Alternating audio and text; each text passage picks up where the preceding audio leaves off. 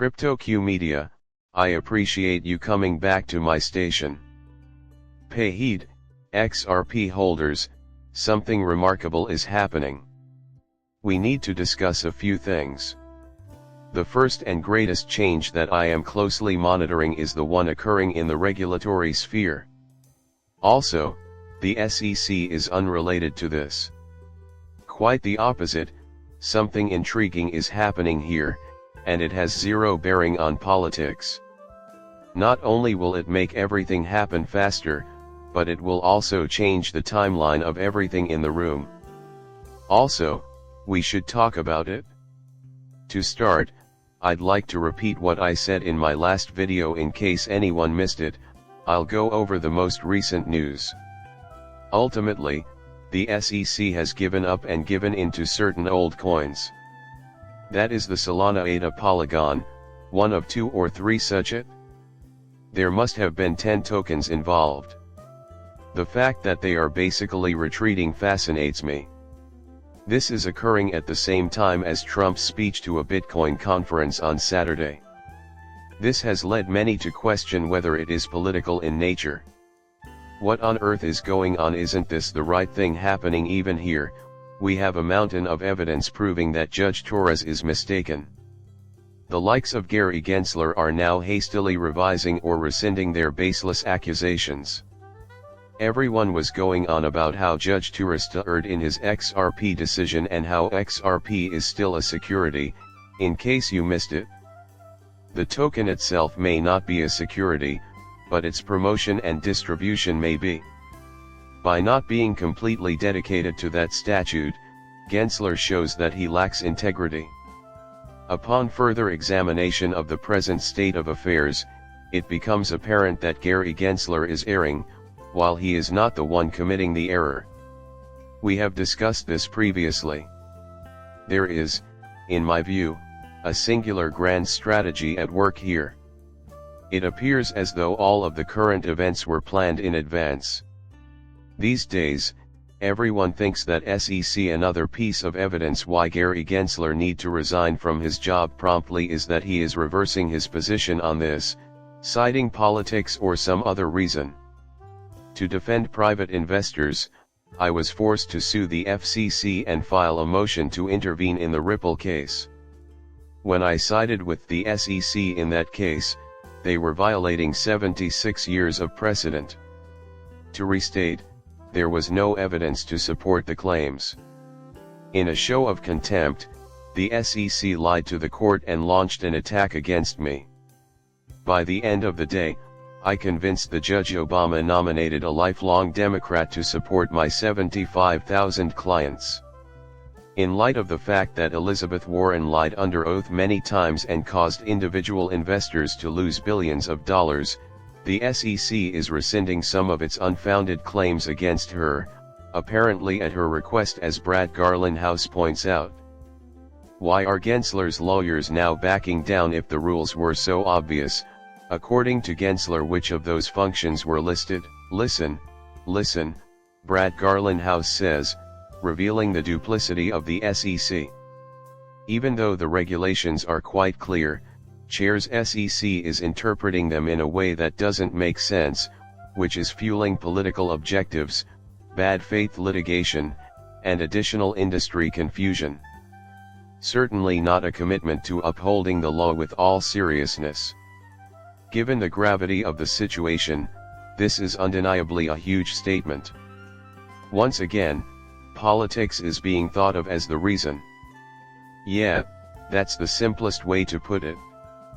In contrast to the judge at Coinbase, the judge at Binance set a higher bar for demonstrating his contentment with secondary transactions. Hence, the SEC will take their limitless legal theories to another judge who is more inclined to support them, rather than Judge Jackson, who is dubious of them. I present to you Phyla. The fact that these police agencies engage in such antics further proves that their actions are connected to warfare. Rules do not govern. So, certainly, Is it political when we look at this scenario closely? Do we have more than just an anti-crypto campaign going on with the SEC's present strategy? My belief that everything has been choreographed is something I have stated on record multiple times, and I do not intend to change my mind. Nevertheless, agendas have been heavily centered around it recently. In an attempt to sway voters, politicians, particularly those running for president, are pushing a pro-crypto narrative.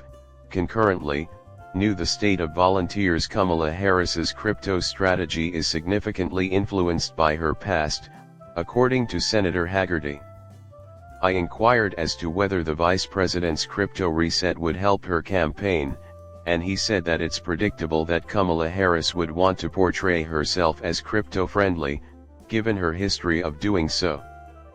But her initiatives have been stymied by the 3.5 years of Biden administration policies that were openly anti-innovation and encryption. At Bitcoin Nashville 2024, we saw that the crypto community that shares GOP ideals of freedom and innovation is quite knowledgeable, which is why there was so little excitement for President Trump. The Republicans are crypto's party. Kamala will not make a last-ditch effort. That will be taken care of by Harris right away.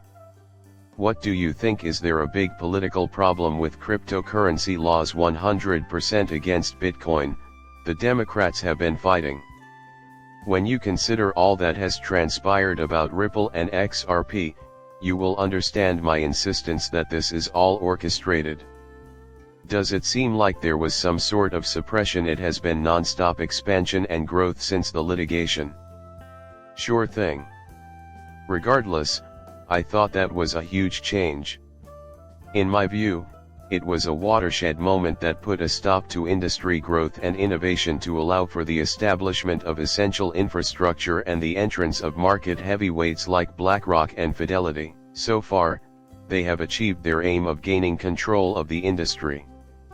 We also have the latest comments from the SEC and the CFTC, and MiCA is streaming at the moment. MiCA will effectively act as a model for crypto regulation worldwide, and stablecoin regulations will take into force on June 30th.